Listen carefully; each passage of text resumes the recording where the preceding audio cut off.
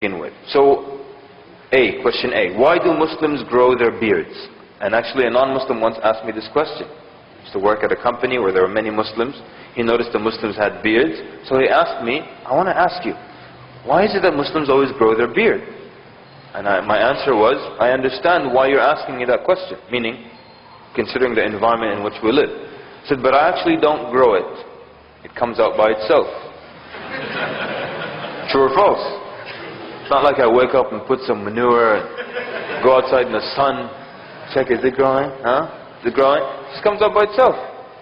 So I told him, because what is natural is when a male matures, he develops facial hair. So if you ask a child now to draw the face of a man and the face of a woman, the child will naturally add facial hair to the face of the man. Because when a man develops, he naturally produces facial hair. So what is natural is for your hair to grow out.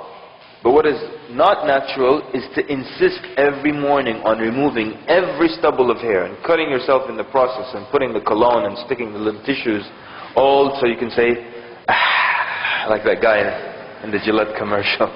Yeah. So when I said this to him, guess what he said? Because I could have told him it's the way of all the prophets of Allah and all the prophets had beards. But you know what? When I said that to him, you know what he said? He said, you know what? I never thought of that. I shouldn't ask you why you grow your beard. You should ask me why. So, what happens here? We're using this technique. You flip the question around, and suddenly they understand what's so clear about it. You know, why are Muslim women covered? That's the second one. And this is a true story. There was a sheikh giving a lecture. It was a room where men on the right, women on the left. And then a non-Muslim woman came in very angry, yelling out loud in the middle of this event. She's pointing at the Muslim woman. Why are they covered? And you know what they mean, right? Muslim women are covered, they're oppressed, yeah? Everyone else is covered, it's okay. The nun is covered, it's because she's, keeping herself pure. But the Muslim woman is covered because she's oppressed. So she came in angrily yelling, why are they covered like that?